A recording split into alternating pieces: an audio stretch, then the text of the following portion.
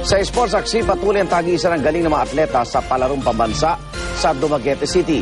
Kabilang sa sumabak sa kompetisyon ng isang swimmer na parehong putol ang binti. Pinatunayan niyang hindi hadlang ang kapansanan para manaig sa larangan ng sports. Mula sa Dumaguete City, saksi si Mark Zambrano.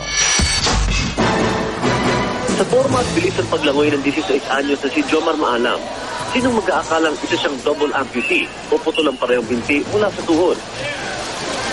Kabilang siya sa libo-libong atleta mula sa iba't ibang panig ng bansa na magiting na lumalaban sa palarong pambansa dito sa Negros Oriental.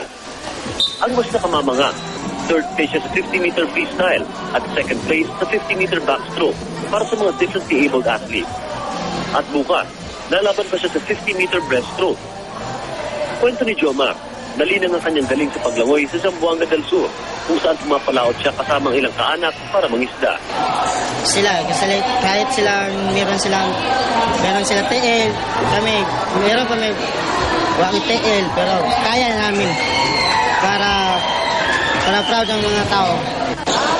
Naging saksi rin ako sa ilang sports events tulad ng basketball, taekwondo, at ilang athletics events tulad ng runs at high jump. Pahirap para sa mga kalok sa athletics ang matinding sikat ng araw at malinsangang panahon sa mga outdoor venue. Kaya naging abala ang mga paramedics sa pagbibigay ng paunang lunas sa mga runner na hinihimatay pagkatawid ng finish line.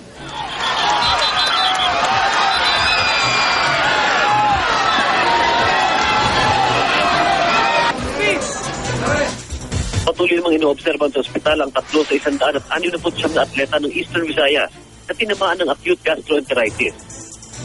Sa ngayon, nangunguna sa medal tally ang National Capital Region, sumunod ng Western Visayas, Central Luzon, Calabarzon at Soc-Sargent.